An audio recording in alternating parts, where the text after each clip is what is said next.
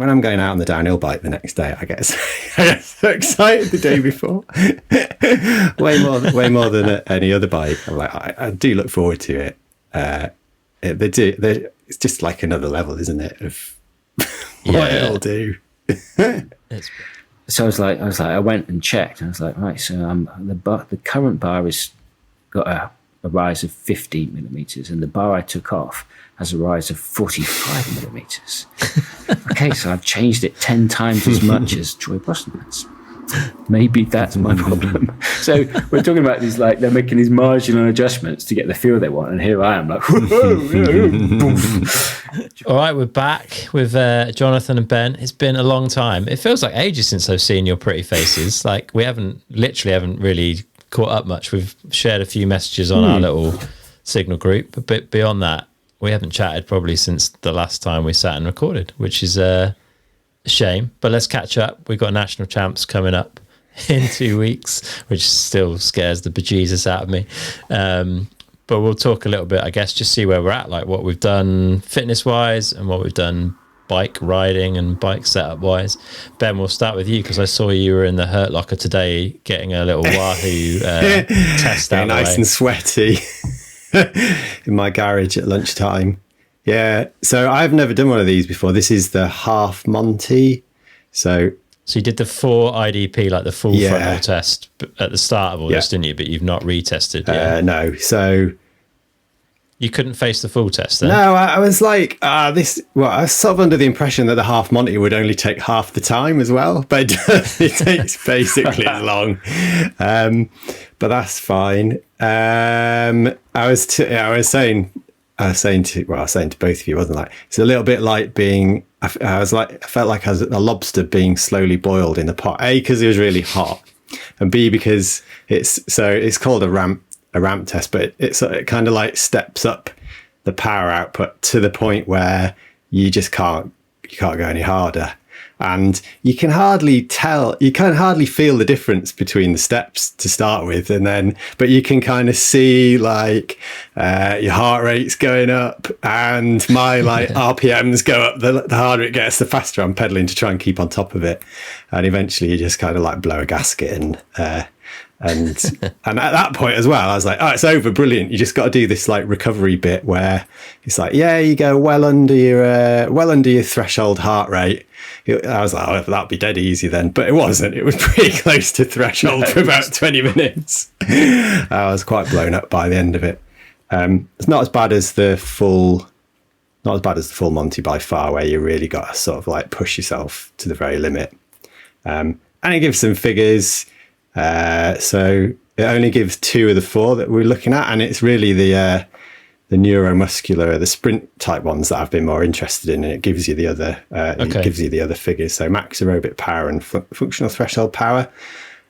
If you really want to know, since I last did it, max aerobic power has gone up 3%, which I think, given that this is like not as accurate a test, it's probably about the same. Yeah. The functional threshold power has gone up 8%. I don't know, maybe a bit more. That's reasonable. But that's not what you've been targeting. Not particularly, really. But I guess everything we do is going to help that to a certain extent. There's an added benefit from each thing. They all kind of and the gym work's going to help with that as well. So even if it's not what it's aiming at, I think. So it's interesting to do. Yeah, a rebaseline on those things. So what have you been up to? Like, what's your fitness regime look like over the last couple of months? Sorry, Coach Plengy. It's been a bit slack, to be honest. So shortly after Pierce, I had the Ardmore's Enduro. So I kind of stopped the DH program that we've been doing. I kept up a bit of the Wahoo sprint stuff and just did a few big rides. And then the week after, I was pretty toasted because it was a hot race. So I had a week off then. Then I did a fell race, which I don't do many of. So I was a bit pooped after that. And by the time I sort of started looking at it again, it was about a month of not having really done anything. So not having done anything, but having been off been out of the routine basically. And it's amazing how, like, once you drop that routine, how difficult it is to get back established again. It doesn't take long, does it, to kind of lose that like natural thing of getting into the gym or going riding or whatever? Like, you only got to stop for a little while. And you know, the weather was nice. There was proper riding to be done, and it's the summer, so you got a bit more on. There's things on in the evening, in the week, and at weekends and stuff. So I just sort of fell out of it a bit. The impending racing coming up has like sort of motivated me to get back on it, because obviously 2 weeks of hard training is going to make all the difference at this stage. Of course, it has made me realise that this is like, I know we've got a season basically, haven't we? And we're trying to cram everything we can into a season, but really this is more like a long term thing. You see the benefits. You know, you could build up and up and up for years, I think. So. For sure, yeah. If you're consistent over a long period of time, definitely which is what a lot of these top athletes have been, right? That's why they're there. I mean, it's made me think about how, you know, newcomers at the bottom of the field, how they are not at the bottom of the field, but say you're someone like Jackson or Jordan in particular, who says he doesn't do much training, he just rides his bike, how they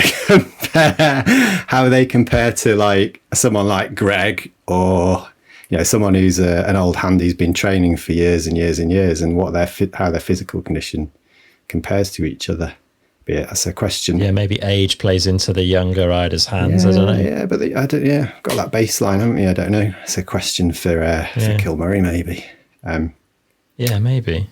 But yeah, cool. So you got 2 weeks now to just like go ham and well, smash some creatine and hope for the best. We'll have to taper for a week beforehand as well. So. We got till next week. Good work, Ben. Good work. I like it. What about you, Johnny? What have you been up to on the fitness front? I've seen some fairly regular posts from you. You like to share your sessions from an accountability perspective. Yeah, so I've been a bit like Ben. After the first race, I potted about my bike a bit, and then it was half term, so we were away for that week. And got back, and then, you know, didn't do a great deal, and then kind of after that, so that was probably 3 weeks actually of not doing anything really structured, other than the odd ride. And then I kind of just started up again, but without any real structure. I think I wanted to focus on the time I had to get out on the bike, be that the normal bike or the downhill bike, and just spend more time just actually riding, given that the weather was amazing and it was dry and the conditions were the same every time I went out. And then I probably managed maybe one like Wahoo session a week, maybe 2 occasionally, and then maybe one kind of like strength session a week, and pretty manageable, really, in the grand scheme of things. It felt like I was doing something almost every day. So yeah, it was. It's been pretty reasonable, actually. Didn't you do one of the Wahoo monthly challenge things? What was that all about? Yeah, last month. Well, because I didn't have before, I was doing like a predetermined plan. So I'd put in, you know, the mountain bike enduro plan, and it put this whole massive schedule together, and it put it in the calendar. Whereas now, because I didn't have anything like that, I had to actually choose what I wanted to do. And I was like, oh, well, you know, what am I going to do? You know, and I quite like adding in the odd, you know, hour zone 2 thing. Just if I can't think of anything, or it's the weekend, or it's good training, but it doesn't add any stress, and you know, with family stuff going on, it's quite an easy thing to add in. But I wanted to do something that was a bit harder, I guess. Mm-hmm. And so you either have to kind of like scroll through the library of stuff to do, or in this case, the June monthly challenge was they gave you 4 things to do to try and do in the month. So I was like, oh, you know what? I'll do those. And they were horrible. They looked pretty brutal from the profiles that you sent through. Yeah, they were. But you know, they were horrible, but they were good because I think they were targeting slightly different things. I blocked them out of my mind now. I can't really remember what I did. But they were, they were good. It kind of kept things a bit pokey, and I definitely feel as if I've maintained my fitness since I've been kind of, doing all this stuff. So they served their purpose, and it kept things interesting because it was doing. I think because I'd committed to doing it, I did things that I probably wouldn't have chosen to do because they were so horrible.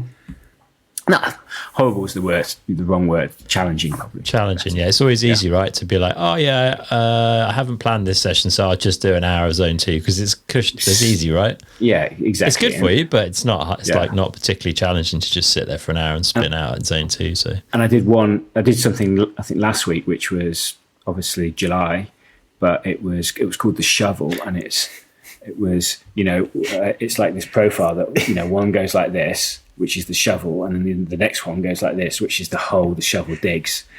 And it was hard. It was hard. However, it was like a cone. They were just like it was. It was like two sets of 23 intervals, and the intervals ranged from like nearly your max neuromuscular power. So for me, it was around like 924 watts down to your FTP. So you were going from like 5 seconds of neuromuscular to a minute of FTP, and it scaled down, and then it scaled straight back up the other way. And then the other set, it did it the other way around. So it started off like low and then peaked at the middle.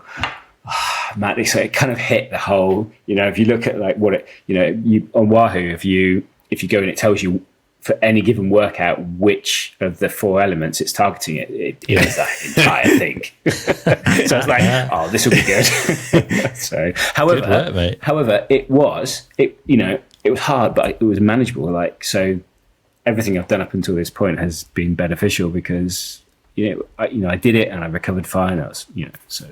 Yeah. Have you retested recently? When did you last retest? No, the last test I did was on the run up to the first race, and because I've not done anything structured since, because I'm viewing that Champs as an add-on race. Doesn't really matter.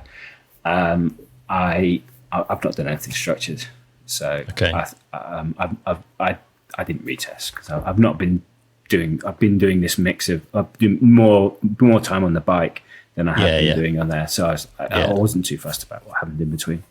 Fair play. What about you? Yeah, my fitness has been, I had a change of focus after the Pierce race. So I put the downhill bike away, and I knew I had Stone King Rally coming up pretty quickly. So I've just been doing volume as much as I could really ahead of Stone King Rally, just to try and get used to being on a bike as much as I could. Turns out I didn't do anywhere near enough, but that's life. So just literally was going out as much as I could. I think still the longest ride I did was 3 hours, but just spent a lot of time out on a mountain bike, which was absolutely mint, to be fair. Because we had such good weather. The weather was incredible. Yeah. Trails were dry, and I rode 6 days in a row back to back, which I haven't done for probably since the last time we all went on a big Alps trip, which is a good few years ago. So yeah, it was super nice to just have a reason to pick the bike up every day and just try and get out for a little spin. And whether it was an power hour on an e-bike or a couple of hours on a normal bike, it's just been super good fun doing that. And then obviously went to Stone King Rally, which was basically just to sort out my arm pump. It's a really, really arduous way to fix arm pump. It was insane. So I think 3 hours was my longest ride running up to it, and by the end of day 2 we'd already done 23 hours of riding. So actually, to be fair, days. It's long days, but it's zone 2, right? And I'm thankful for the zone 2 work that I did over the winter and in the spring, because I think that's what got me as far as I did, is just the fact that I could sit and tick over for a 10-12 hour ride and get through it. So and chat away with people on the way up. It's exactly. and you just sort of forget what you're doing for bits of it anyway. But yeah, I suffered super bad from arm pump for the first few days, which is pretty normal for me going to the big mountains anyway. And we were riding like the shortest trails were 5 or 6 minutes probably, and the longer trails were more like 20 minutes.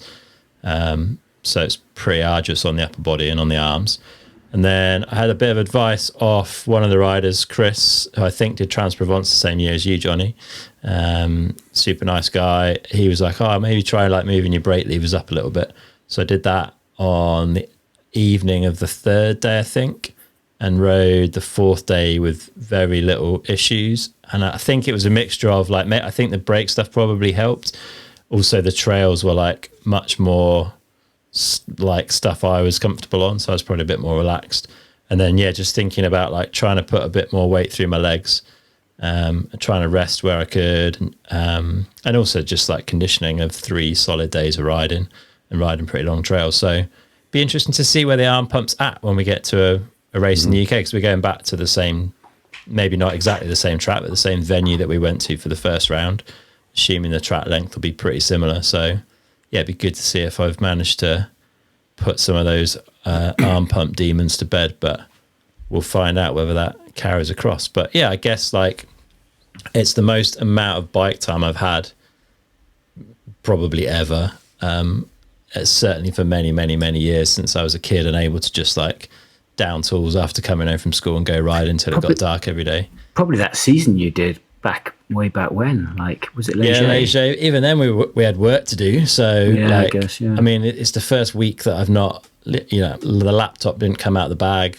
I didn't even have time to get a Kindle out and read a book in the evening. It was like, when you're either riding or you're eating or you're asleep. So I almost think that's the beauty of that event. There's only 3 things that you can do, that you need to do: sleep, ride, eat, and then repeat. And it's just, and everything else falls by the wayside, and it's just like, it was super nice. Yeah, there was like people marching towards Russia, towards Moscow, and like I didn't even know anything about it. There was all this stuff going on in the world, and I hadn't seen the news all week, hadn't seen my laptop. That part of it was super nice. So the Zone 2 base got boosted, so a weekend at a downhill race should feel like, broadly speaking, all right from an energy perspective, but the recovery's been pretty hard. Like with 2 weeks, I've been home nearly 2 weeks, and today's the first day I've felt like doing any kind of exercise. I'd say like I've tickled the e-bike a couple of times over the last 2 weeks, but today it was the British National in Llangollen, so I rode up there just to go and watch a bit of the racing, and like it's the first time I've sort of wanted to pedal vaguely hard on a bike. So hopefully means I've got that 1 week window, same as Ben, before the taper starts, to get back on it. But it also means I haven't touched the downhill bike until this afternoon. I got it out of the garage, checked it over, made sure everything was tight, put some air in the tyres. So I'm going to try and get a day in this week somewhere here on Uplift, just to kind of smash out runs and refamiliarize myself with the bike, see where the arm pump stuff's at, see how everything feels. Don't really plan on changing anything, but just get some time on the bike and maybe sneak in another one the following week if I feel like it. Put your levers up a bit. I'm going to move my levers up a little bit. Just try and do everything I can to be ready. But I don't think I don't think I'll have made any gains on like power, sprint, that side of things. That's all to be done for the last round of Pierce, I think. But as far as like energy for the weekend goes, should be pretty good, and hopefully arm pump will be improved. We'll find out. Yeah. Ben, what about you? Have you spent much time on the downhill bike? Again, it's a bit of a challenge for you. You're not really near anywhere for Uplift, are you, in Sheffield? Done a few push-ups. I haven't washed the bike since Pierce because it's just it's been dry and dusty. It hasn't needed a wash. That's mad, eh? In the UK for that long. What is it, 6 weeks since that race, at least? I can't remember when it was in May, wasn't it? Yeah, it's about 6 weeks, roughly. Yeah, 5 6 weeks. I had a day at Bike Park Wales with some mates. That was pretty steady away. And I've done a few. I've gone out and I've done a few hours at Warncliffe or Win Hill, which is in the Peak District. It's kind of similar sort of spot.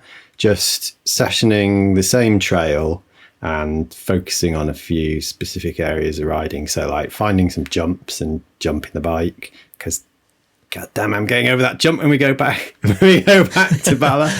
If it still goes over it, who knows? Well, even if we don't race it, I'm still going to go jump it. Yeah, still going to go send that jump. Right.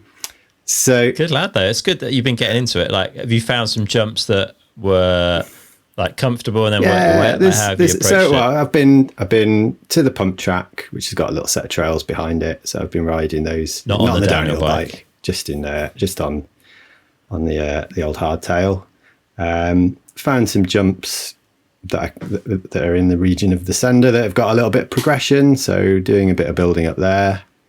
It's not a lot, but it's just a little bit. It's as much for my head as anything else, really. I haven't been to Steel City, which is ridiculous because that's the ideal spot, but the opportunity hasn't arisen to do that. So yeah, just a few short rides like that, timing runs with the old handlebar timer, focusing on a few specific areas of riding. And like you'd been talking about your journaling and kind of like making a conscious effort to think about what I've been doing. Normally I just go out and ride and do it and enjoy it, but just having to think about, what's gone well, what's not gone so well, and trying to take that into the next rides, work on a few things.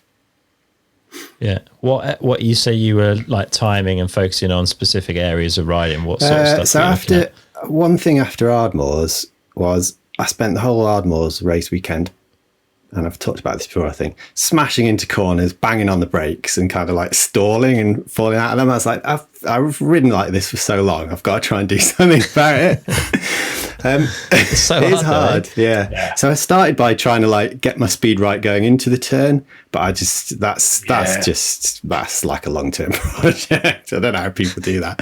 So now I'm just trying to get off the brakes a bit sooner and carry a little bit more speed out, which is surprisingly easy once you start thinking about it.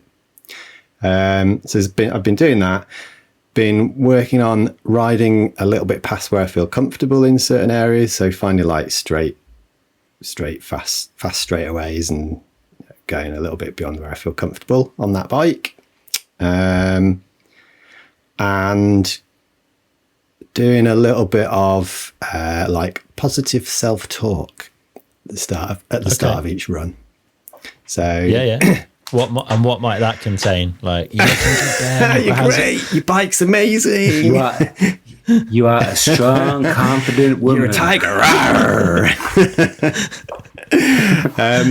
I've got a little mantra. I'm not going to tell you it, but at the end of the season, I'll tell you it. Okay, but just like, episode. You can do this. You've been doing this a long time. You're good at this. That sort of thing. Yeah. Well, that's fair. And is that helping? Getting into the habit is difficult, actually. I often forget. Yeah, okay. And so what did it look like before? Did you have self-talk before? What was that like? Not consciously, but I've been at the top of... Or was it like more like mindless riding? Like, and I don't mean mindless in terms of, I'm like, you just didn't give it any thought. Didn't give it any thought. But I've thought So I've been at the top of runs with jumps on before, and I'm scared of the jump. And I've said to myself, you've ridden down there 3 times already today, and jumped the jump, and it was fine. Why is this time going to be different? And that's made a big difference before. So I don't know if I'm not sure if it will help, but it should. It can't not help. It should. Yeah. It's not going to make anything worse.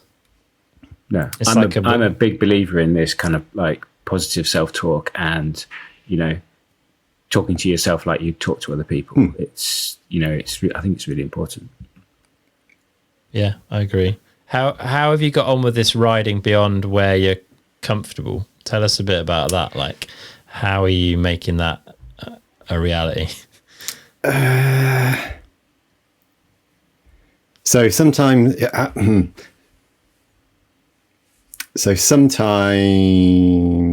idea is to get a bit scared, I suppose, and ride through that. It's difficult to find somewhere to do that all the time.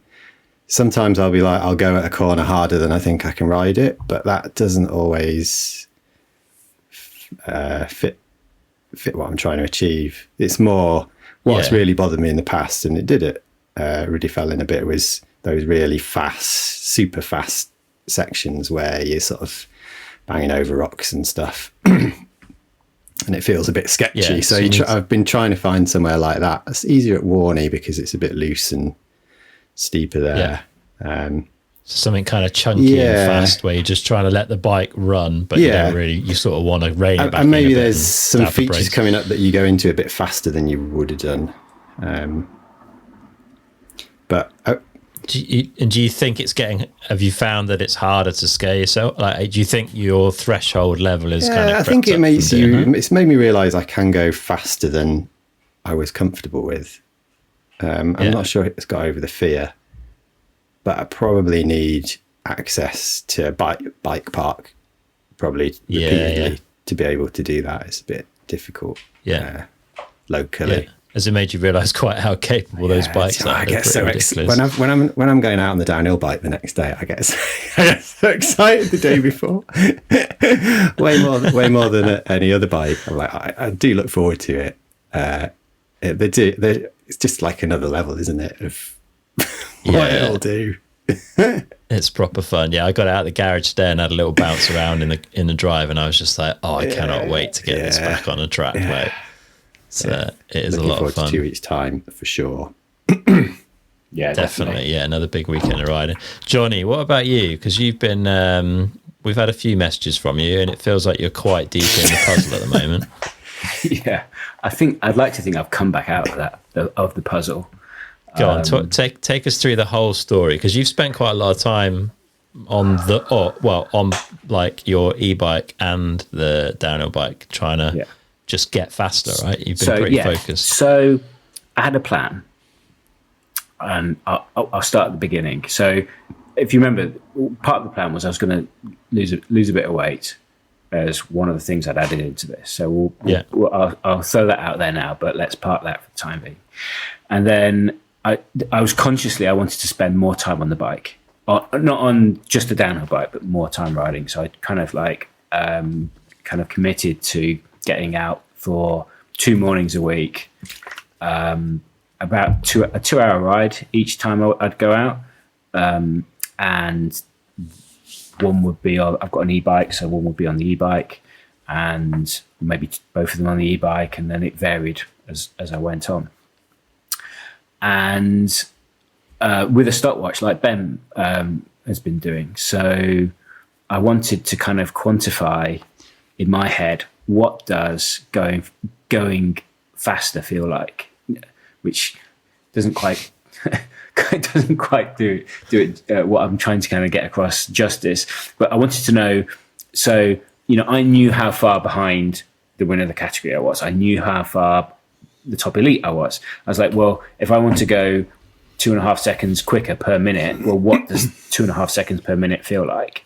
And what does that feel like from various different paces that I ride at? So what I'd do is I'd go out with my stopwatch on the handlebars, and I'd do my first run, and I'd use that as the kind of the benchmark of the day, and I'd try and go quicker from that. So I'd use the kind of the same track and ride.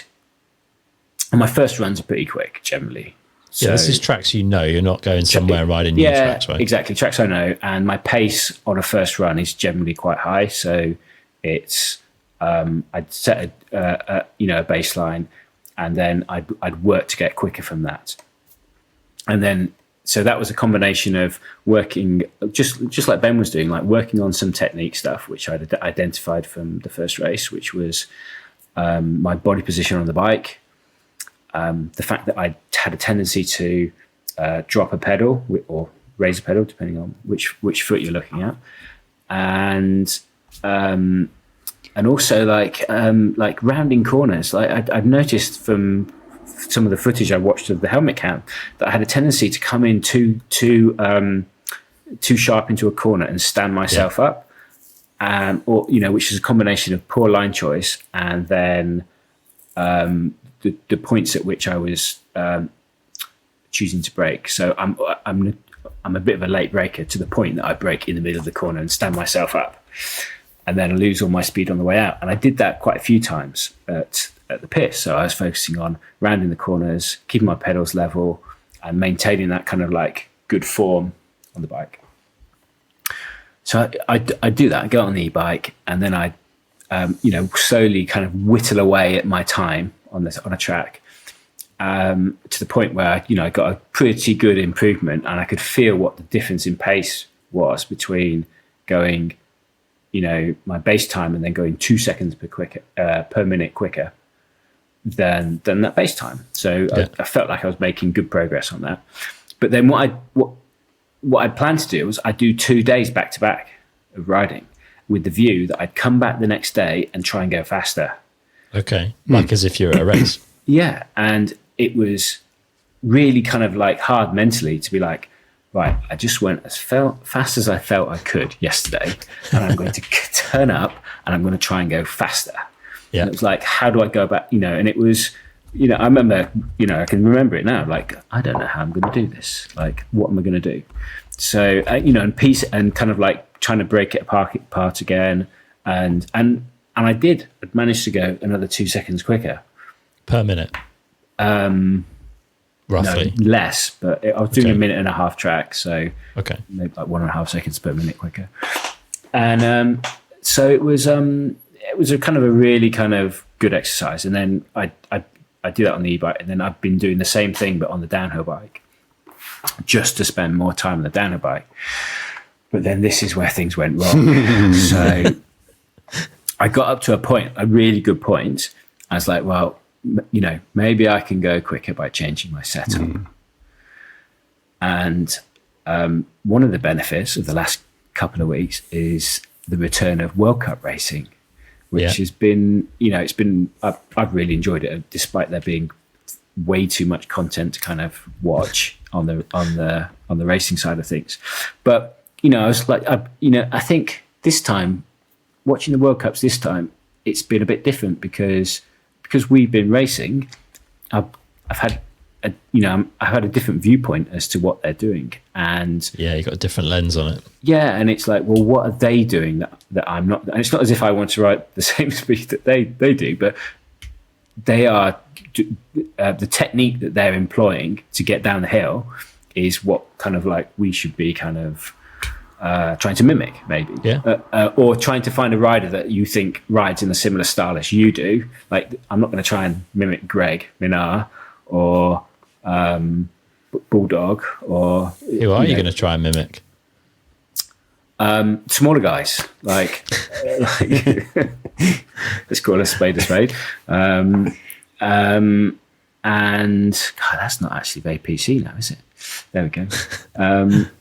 But I would try and look at, not Jackson, but maybe like Loris or Loic or Finn or some of these guys who are kind of maybe in a similar height to we are, and what are they doing, and then how are they setting their bikes up? So I was like, right, you know what? I need to lower my front end. Yes, that's what I need to do. So I dropped the bar height. So what was the reason that you feel you need to lower your front because end? Because the theory. So I had been, I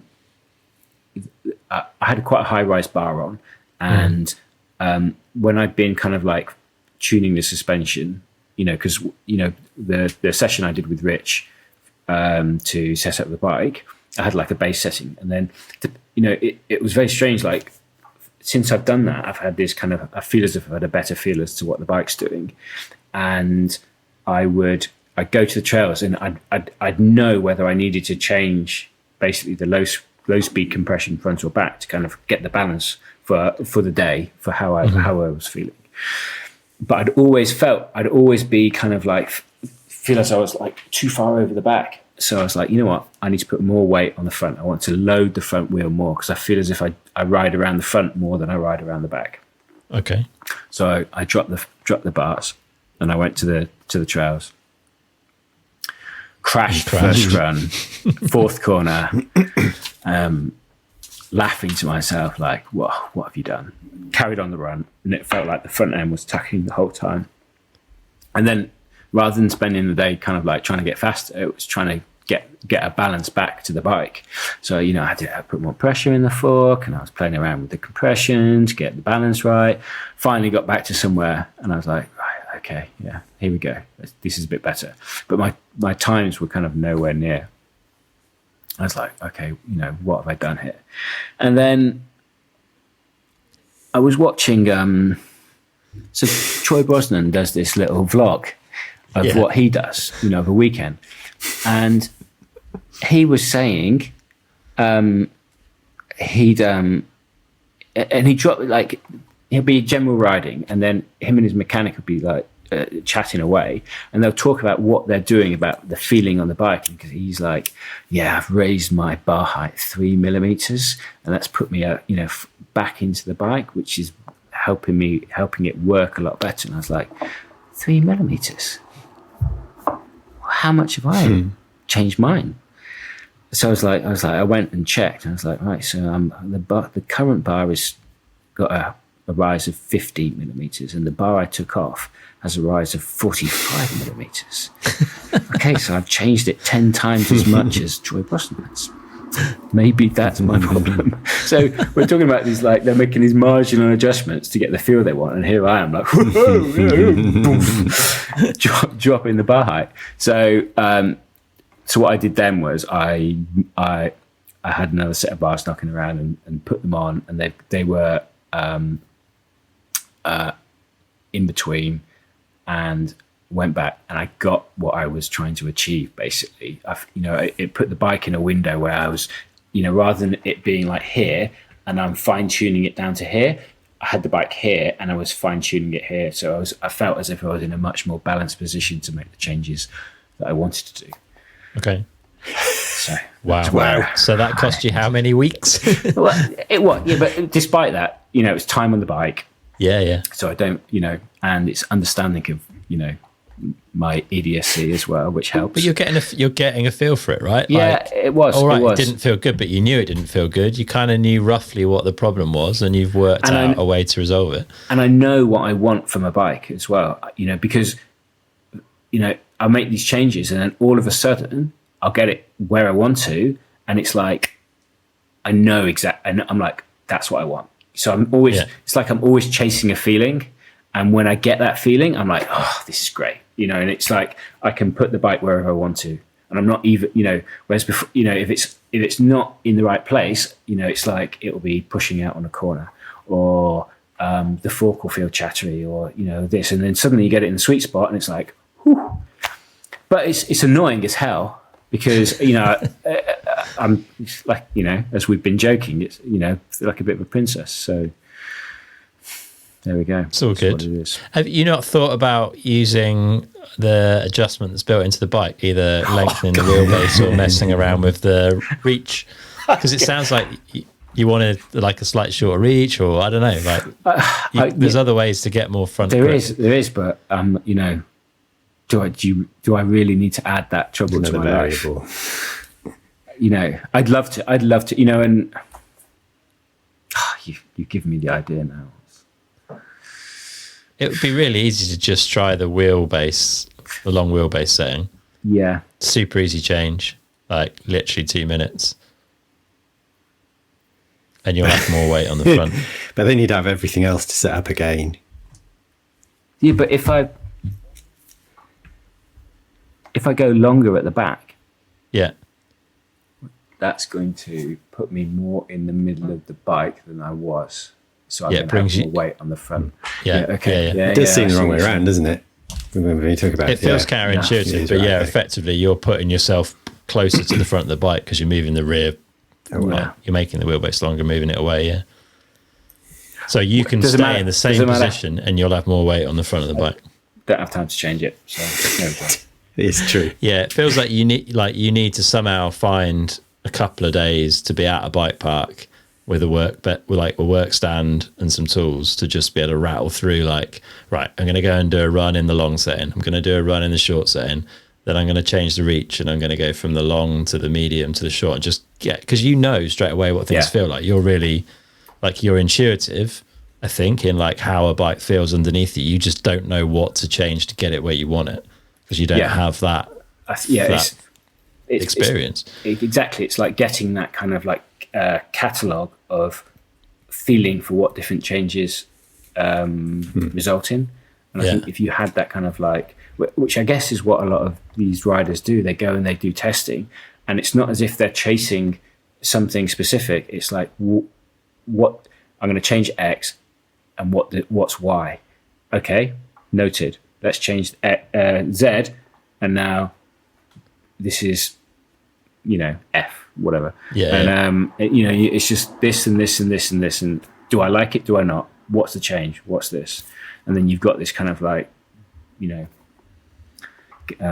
library of things to kind of draw upon. 100%. Yeah. Troy's not, it's not the first time Troy's moved his bars back 3 or down 3 millimeters. You know what I mean? He knows, I feel this way. This is the change that I want to make to try and move that. And I think maybe that's changed, like in recent years, the amount of off-season testing that certainly the higher budget teams are doing has gone up massively.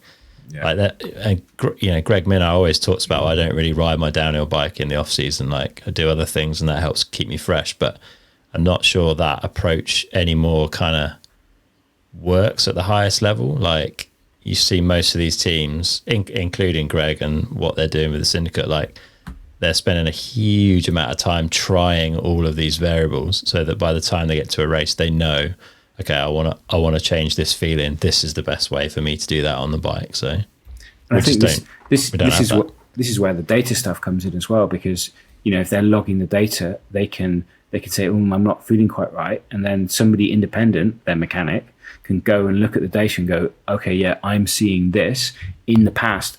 To fix that issue, this is what we've done. Let's try this. Yeah, it's this completely systematic way for which to approach this problem. Yeah, good. So is the bike in a good place now? Are you in a good place? Is it? Yeah, pretty good. I think despite all of that, doing all the stuff against the time, against the clock, was really beneficial, because it's, it was not only the challenge of going out and doing it, but it was, what does that amount of time difference feel like on the bike? And we were talking about, how do I find this amount of time? And the difference in feeling between 5 seconds a minute is not that much. Like, it's, so for us, we were doing like 4 minute race runs. It's, which is 20 seconds. Does the feeling between the two, ironing out a couple of mistakes and, that difference in pace, it's not as if I'm having to put a load more risk on to get that result. It's all I was doing was, tidying stuff up. So I was doing some runs where I was like, right, I'm going to focus just on, rounding out the corners, keeping good body position. And I'd do a time that was as quick as what I'd done before, thinking that I was going fast. And then, you add that intensity back to this tidy run, and all of a sudden you're 2 seconds quicker. So it wasn't, it's like, for the perceived level of risk, you're actually kind of getting to a good place. Yeah. Ben, you just look worried for Johnny's sanity at this point. I was going to say, I'm not sure everyone could ride like that. That's a very crude. I'm not sure everyone can analyze their riding and make the changes that would produce those results that you're talking about. I mean, they're big. I know what you mean. He makes it sound easy. Big improvements. For, like, if I go, so for instance, if I'm riding, most of the things I've been on are like a minute-ish. If I don't know. If I could take 5 seconds off my first reasonable time, I'd be pretty surprised. Although maybe I need to go back and have a look. maybe it's, but wouldn't. So you said you'd done a bit of time in Ben. Like, what sort of improvements were you seeing, or were you looking at more like small segments? Like, if I take this line, what's that worth? I don't think they're great. Those little handlebar timers are great, but I don't think they're really accurate enough to like see if I do this through a turn or a set of turns. You can't really. I think you've got to do a full run, a whole run. Yeah. So you're doing a whole run. I probably never started. I'll always like have a sighting run, then have a reasonable go at it, but it's probably not full pace, and then try things and see if, and generally the time goes down and down and down a little bit. But I'm always mindful, like if I just rode 5 times and tried to go faster without consciously focusing on something, I probably would pick up some time doing that as well. But Johnny, you're way more methodical and you think it through quite carefully. But ultimately, sounds like you've been doing similar things, right? You've been trying to open turns up, like carry corner, exit speed, which is ultimately that's the key to this whole game, pretty much, right? Like corner exit speed, average speed down the track is what wins you the race. So you've been doing the same stuff. Yep, completely. I just make more. Just think it through more. And then think about it afterwards as well, by the sounds of things. Like, yeah. But it's, it's quite a nice thing to, it's been a nice change to my riding, actually, to, we were talking about with riding by, going out with a purpose. And it's been quite nice to go out and, it's lovely to go out for a ride and not have to think about anything and just ride some trails and stuff. But to go out and, ride a track and be like, right, how am I going to go quicker? It takes a lot of, your focus and your concentration, and you've got a real purpose to what you're doing. And I've really enjoyed that change up. Yeah. And you've been working on your track preview skills as well, because a lot of people asked us for onboard footage from the races. Yeah. And so I believe you might be responsible for the track preview at the next round. Are we allowed helmet cams, or do we have to fasten it to the handlebar again? Good question. Know? Probably the same rules, I think. I think it'll have to be on the bike, unless we fill in a exception form or something. I don't know how to do that. Manager. Okay. Yeah, I'll sort that out. So it'll be bike mounted. That should be fun. Good stuff. Johnny, you mentioned weight. You wanted to come back to that. So you were going to lose some weight. Yeah, so I got into this, I came back from my, family holiday and, put on a little bit of weight, but nothing too problematic. And then I, started kind of like, I was like, right, I'll lose a bit of weight. And I, dropped down a couple of kilos. And then I got into this whole mess of handlebars and rise and suspension being wrong. And I was like, here I am in this rat hole of misery. And do I really want to compound matters by then losing like 5 kilos and mucking up all the suspension and then not having the right spring to then be in the right ballpark because we're on core shocks, you need the right spring. And I was like, you know what, I'm not going to do it. Hand me the pizza. It's just too much. So yeah, I was like, right, I'll stick with where I am. So 78, 79.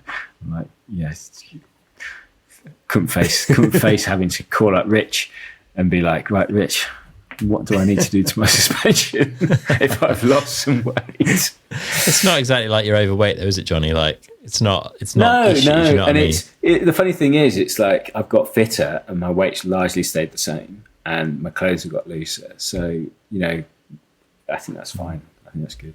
Yeah, you're carrying less fat and more muscle, which is a win, right? Yeah, it's fine. It's like, maybe for the last race, but I don't know. Good stuff. So 2 weeks out from UK national champs. Ben, you excited to get back between the tapes? I mean, it's like we've said, for us, like this is 2 days of actually riding downhill bikes back to back, which is pretty rare, and doing it together, which is even better. Yeah, uplifted. Yeah. I'm just, like Johnny said, it feels like a bit of a bonus race. Don't feel like there's anything to prove. the field's totally different to the first Pierce we did, and presumably the last round we'll do. So it feels like pressure off can just go and like have fun, try things out, try and improve the process as such. Yeah. And have a nice fun weekend. We're going to track walk this time. That's on my list of changes. Yeah, I think that'd be good. Have you, I'll ask questions to both of you, but we'll start with Johnny maybe. Have you put together a bit of a checklist or a process? Like obviously the last race was the first one that any of us had done for a while. And the format of this one will be slightly different. Like we got qualifiers on the Saturday evening and it's a slightly different setup. But have you thought about like what you want to do after what you learned from that first one? I think everything I've thought about is stuff I wanted to do ahead of the race. Okay. For the actual race, I was reasonably happy. I think I did slightly too many practice runs on the Saturday because I was just so keen.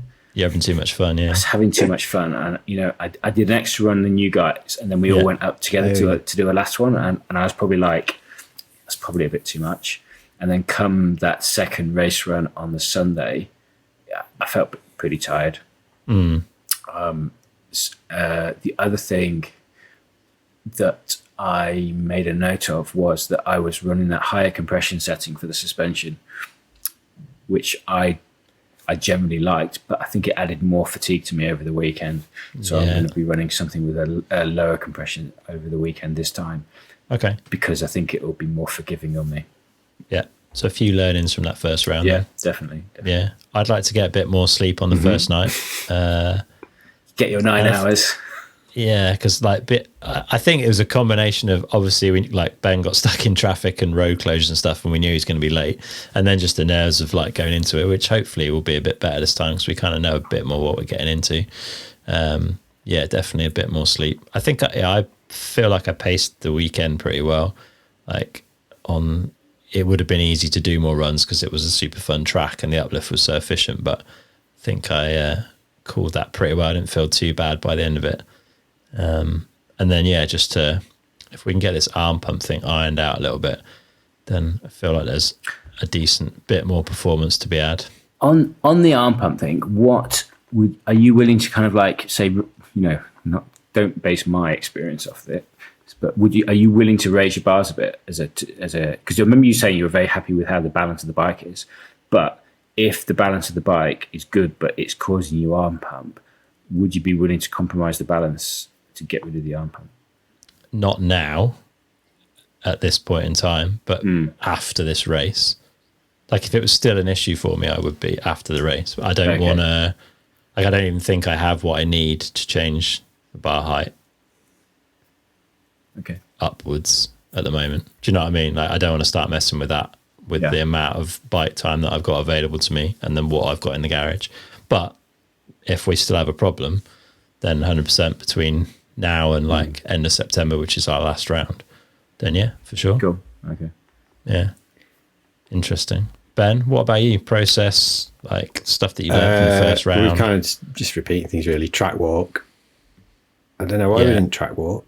We spend so much time looking at tracks in other places. Why do we not track walk? Because we're having too much. I think because it was, like you say, it was late in the day as well. Like everyone went up in the evening, didn't they, after the first day? Yeah. I think we wanted to get back to do the podcast as well. And we recorded some podcasts. But I think we're maybe going to give that a miss this time around, aren't we? Yeah, I think we'll record it all after the race in hindsight. So we'll have a bit more available time. So, And you all have made all the food, so we won't have to cook any dinner. Of course. Good lad.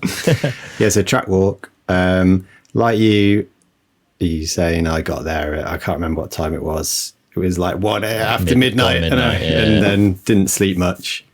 So I've treated myself and taken the day off. So I'll be getting there. Nice. I can't leave till after school finishes, but I won't be getting there at midnight. So try and be a bit. Johnny will.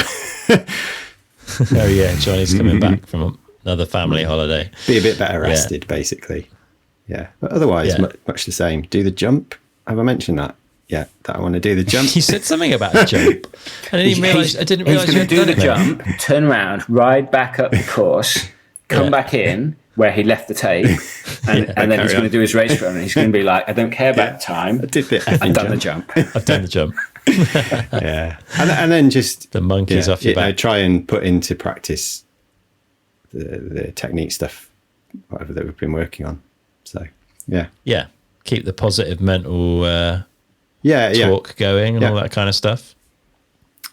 Will you set any like objectives? You talked about like setting key, objectives for Rise and stuff. Will you set any specifics for this? I think race? it's difficult for this race because but it's a funny. So for the last race, my objective will be closer to the winning rider's time, basically. Position doesn't matter. Just try and close the gap compared to the first round. Percentage gap. Yeah. I don't think that's going to work here because the field's quite high quality at the top end, and I think. Well, I mean, I think it'll be a lot of the same people, to be honest. It's weird, isn't it? Because at national champs, our category is 45. We're 46, all of us, I think. No, you're. I'm still 44, but it's the I'm year of the 45. 45th birthday, Okay. and I'm 45 in December. Okay, so we're in the same category, even though I'm a year older. Yeah, than we're in you, the yeah. 45 So there's a 45 to 49 category, and we'd normally be in the 40 to 50 bracket. Yeah. And there's only 13 riders entered in our category, I think. So it's a pretty small field, but there's a few old school heroes at the top end who will be really quick. I think quicker probably than even the winner of the Pierce. I saw Will Longdon yesterday, and he said he's not coming if it's wet. Oh, okay. Pray for rain. Do I want it to rain though, really? So I don't have any sort of targets or anything really. Just execute the process, basically, and that's fine. Whatever the results are. Yeah. How are you looking at it, Johnny? Mathematically, no doubt you'll have some thoughts on that. Just the same with Ben. Just the same with Ben, actually. I think the format's different, so that kind of changes things. If we were doing those two race runs on the Sunday again, I'd be like, in my head, I'm like, I want to do a better first run than I did last time. Yeah. But we've got that seeding run, and then the final on the Sunday. So just have some fun, I think. Are you bothered about your seeding time, either of you? Like, do you want to lay down a reasonable performance, or just a full fast run? Yeah. I think. Yeah, don't get caught by Titley, who'll probably be starting behind me. Oh, is that TNT. Is alphabetical? I don't know. Interesting. I think I can hold him off for 30 seconds, hopefully. It's a long track. That's the point of the seeding run, though. It doesn't matter if somebody catches you. This is true. This is true. It's it shouldn't be any focus whatsoever. It's just if somebody catches you, that's the point of the seeding run. Fair point, Johnny. That's a good way to look at it. Yeah, the seeding run is there to make sure you don't catch anyone up in your race run, right? Yeah, it's the whole point is to catch people, really. Yeah. It's not like they're cutting out a few riders either. It's not a World Cup. We don't lose our chance to go to finals. So there should be zero worry about being caught. Oh, I like it. You can just come down. Can you sit on the back of my bike and just come down and say nice things to me like that? How about we'll put some headphones in and we'll get on the phone and I can talk you through your run. Job done. Sign me up. I'm not sure about that. Relax your mind. Right, on that note. What about you, Chris? What about you? I think we should. For the weekend. I mean, I'd love to not get any arm pump, but and I think there is an element of that that's in my control, even if I haven't got myself conditioned to a point where it's not going to happen. I think I know more now and I can try and relax more into it. I'd like to be less worried again about being at the event and getting in people's way. I already feel like that was a good step forward in the last round.